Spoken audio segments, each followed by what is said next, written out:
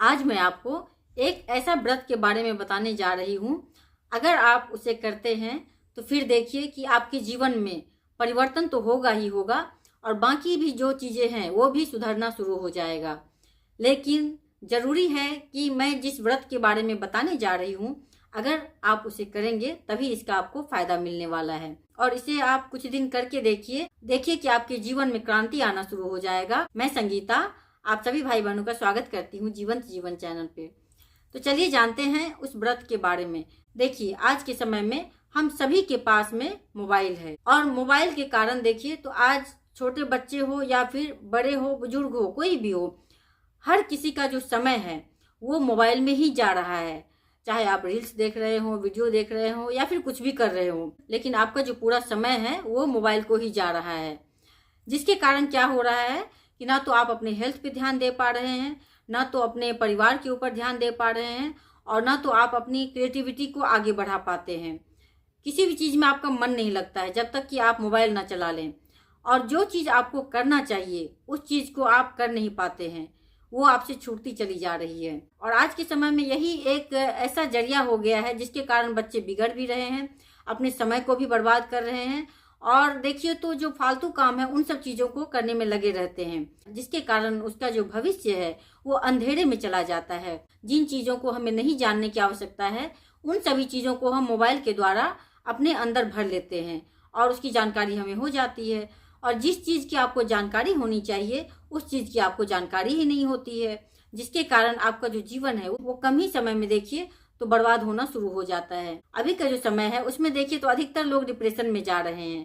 क्यों जा रहे हैं? क्योंकि ना तो उनको प्रकृति से कोई लेना देना है, ना तो उनको परिवार के साथ समय बिताना है, ना तो क्रिएटिविटी में अपने समय को देना है। जब आप इन सब चीजों से कट जाते तो फिर क्या होता है कि आपका जो समय है वो तो मोबाइल में जा रहा है।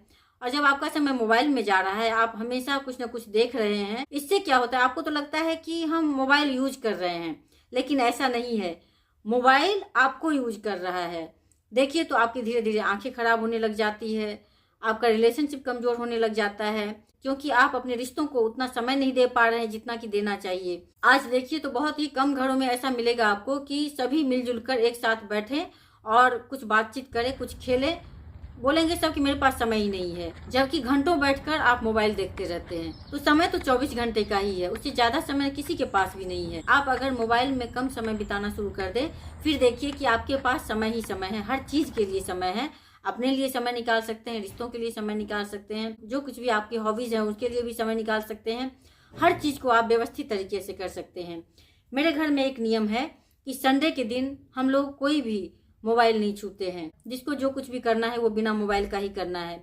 इससे क्या होता है कि हम लोग सब साथ में बैठ पाते हैं, बातचीत कर पाते हैं, खेल पाते हैं। या फिर जैसे कि मुझे म्यूजिक सीखना पसंद है तो मैं म्यूजिक में अपना ज्यादा से ज्यादा समय लगा पाती हूँ। जो कुछ भी मेरा क्रिएटिविटी है वो मैं ज्यादा से ज्यादा कर पाती हूँ। अपने बच्चों को ज्यादा समय दे पाती हूँ, कुछ पढ़ पाती हूँ। इस तरह से आप भी एक दिन ऐसा कीजिए कि मोबाइल से दूरी बनाइए। अगर आप सप्ताह में कम से कम एक दिन भी ऐसा कर लेते हैं कि बिना मोबाइल का एक दिन आप गुजार ले, देखिए कि आपको कितना अच्छा लगने लग जाएगा। आपकी आंखों को भी सुकून मिलेगा, दिमाग को भी रेस्ट मिलेगा, आपके बॉडी को भी रेस्ट मिलेगा। आप खेलेंगे, कूदेंगे, कुछ करेंगे तो इससे आपको बहुत ही अच्छा फील होगा।